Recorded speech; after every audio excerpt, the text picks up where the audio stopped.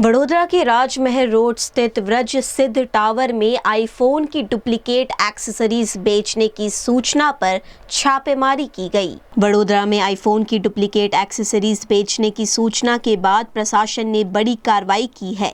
राजमहल road स्थित व्रज सिद्ध tower में टीम ने पहुंचकर जांच अभियान चलाया। मिली जानकारी के अनुसार यहां आईफोन की नकली एक्सेसरीज बेचे जाने की शिकायत सामने आई थी। इसके बाद संबंधित विभाग की टीम ने एलसीबी जोन 2 को साथ लेकर संयुक्त कार्रवाई की। राजमहल रोड पर स्थित व्रज सिद्ध टावर की 4 से 5 दुकानों में सघन चेकिंग की गई। इस दौरान डुप्लीकेट बैटरी समेत अन्य संदिग्ध एक्सेसरीज को जब्त किया गया।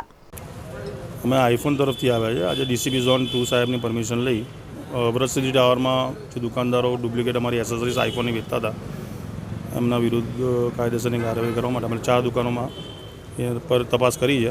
હજી તપાસ ચાલુ છે। મુદ્દામાં હજી ચાલુ છે તપાસ। હજી બેટરી ને કવર ને બધું મળ્યું છે। બીજી બધું હજી તપાસ ચાલુ છે। 4 અમારે 4-5 દુકાનો છે એમાં જ અમે તપાસ કરી। હા એટલે આઈફોનની બેટરી ને કવર ને બધું મળ્યું છે।